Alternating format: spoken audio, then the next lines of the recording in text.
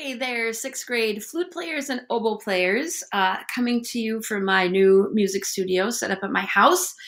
So this is exercise one of your first lesson. There's going to be two exercises that I'm going to have you work on this week. And what we're going to do is I'm going to take you through it just like if we were doing a lesson at school. So the first one is in your red Traditions of Excellence book, and it's page 25, number 96, When the Saints Go Marching. We've done this one in class, which is, you've kind of all had a good head start on this. I'm going to point out a couple things in the music before I play it for you. And then what I'll have you do with this video is play along with it, listen to it, try it on your own.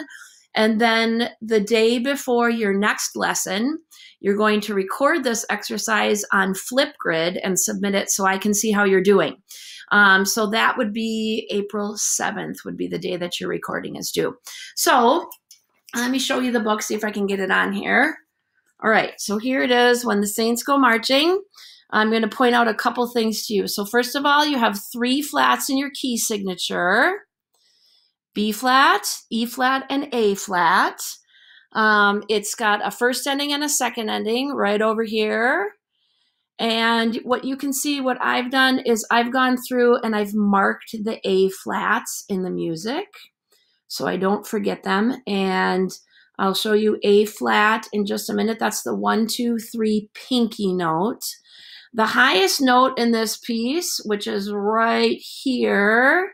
Oop, this is mirror image. So that's high B flat. So for flute players, it's the same fingering as your low B flat, but you're going to use really, really fast air. So we're going to play through it. It starts at the beginning. It's in 4/4 time. So we're going to start on 2, 3, 4. And then here's the repeat sign. So when you repeat, when you get to the end of the first ending, you're going to go back to the repeat sign here, and then play through and skip to the second ending right here. So let me just show you a couple things. I have a flute here. So the A flat is going to be thumb on the back for flutes, 1, 2, 3, and then here's your pinky key. That's the A flat that you're going to use for this piece. And then the E flat is our regular E flat that we use all the time with this pinky right here. Same thing with oboes. And then the B flat, which you're used to and use all the time. So I'm going to play it through twice using the first ending and the second ending, and then you can use that to practice. All right, here we go. Lots of air, flute players, as we get up to those high notes. 1, 2, 3, 4, 1.